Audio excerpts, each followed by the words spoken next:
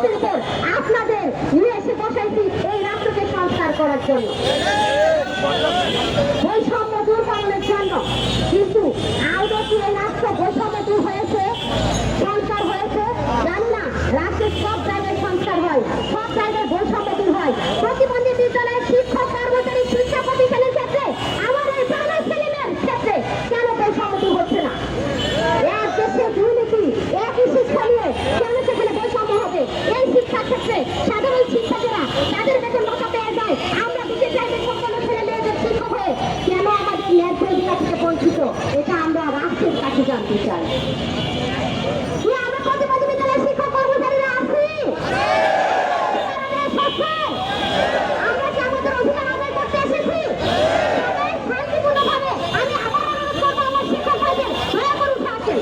আমরা রাস্তায় নয়, শুধু মিডিয়া ভাইয়ের সামনে থাকবে, এটা আমার আপনাদের কাছে অনুরোধ। বারে বারে বলতেছি, দয়া করে উঠে আসেন। আমরা আমাদের দাবির কথা তুলে ধরবো। দয়া করে আমি আমার ভাইদের আবার অনুরোধ করছি, রাস্তা ছেড়ে আপনারা উঠে আসবেন। স্লোগান হবে? হবে? এই প্রতিবন্ধী বিদ্যালয়ের শিক্ষক কর্মচারীরা আছি তো?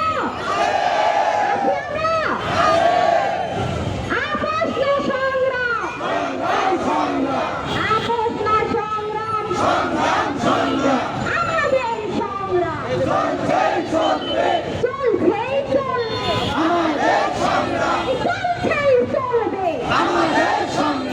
আপোষ না সংগ্রাম, আমাদের দাবি মানতে হবে মেনে না, মানতে হবে মেনে না।